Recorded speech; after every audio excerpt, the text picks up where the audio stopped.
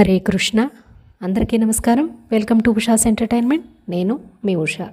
భగవంతుడు స్వీకరించిన ఎన్నో రూపాల్లో అద్భుతమైనది వటపత్ర సాయి అవతారం. స్వామివారు ఈ వటపత్ర సాయి రూపాన్ని ఎందుకు ధరించారో రెండు రకాలుగా చెప్తారు. శివుణ్ణి మెప్పించి మరణాన్ని జయించినవాడు మార్కండేయుడు. ఆ మార్కండేయ మహర్షి వారు 7 మన్వంతరాలు తపస్సు చేశారట.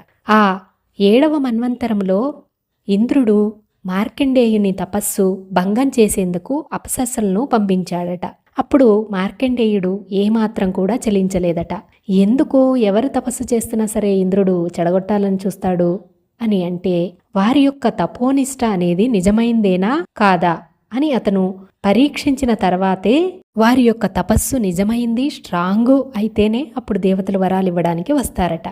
అంతేకాని ఇంద్రుని యొక్క సింహాసనం లాక్కుంటారేమోనని ఇంద్రుడు భయపడి ఆ విధంగా అప్సరసలను పంపించి వాళ్ళ యొక్క తపస్సును చెడగొడతాడని మాత్రం అనుకోవడం చాలా పెద్ద తప్పు. అయితే మార్కండేయుని తపస్సుకు మెచ్చిన శ్రీ మహావిష్ణువు ఏం వరం కావాలో కోరుకోమని అన్నారట. అప్పుడు ఆయన ఏం కోరుకున్నారంటే, నాకు విష్ణుమాయని చూడాలని ఉంది అని చెప్పగా, స్వామి తప్పక చూస్తావులే అని చెప్పి వరాన్నిచ్చి వెళ్ళారట. ఒకనాడు ప్రళయకాలంలో వచ్చిన ప్రచండ గాలి, ధారాపాత వర్షం, విపరీతంగా సముద్రాలు పొంగి పొర్లుతూ సమస్తం మునిగిపోతున్న టైంలో మార్కండేయుడు మోహ శోకాలతో విష్ణు మాయతో నీటిపై తేలుతూ వెళుతూ ఉన్నారట.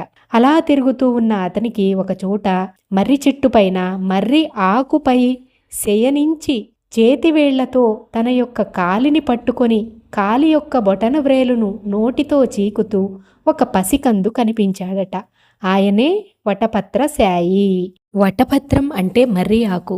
మర్రి ఆకు పైన పడుకున్నవాడు కాబట్టి వటపత్ర సాయి అని పేరు వచ్చింది. ఆ శ్రీ మహావిష్ణువు యొక్క ఆదేశంతో ఈ మార్కండేయ మహర్షి వారు ఆ శిశువు యొక్క కడుపులోకి వెళ్ళి చూశారట. అక్కడ అతనికి సమస్త భూమి, సమస్త ప్రాణికోటి కూడా నీటిలో మునిగిపోవటం, ప్రళయం రావడం అనేది కనిపించిందట. అలాగే మరొక చోట సృష్టి ఆరంభం చేస్తూ ఉండడం కూడా కనిపించిందట.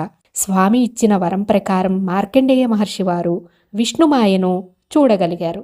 ఇదంతా మనం మార్కండేయుని చరిత్రలో చూడొచ్చు. స్వామి ఈ అవతారాన్ని స్వీకరించడానికి గల ఒక కారణాన్ని తెలుసుకున్నాం కదా.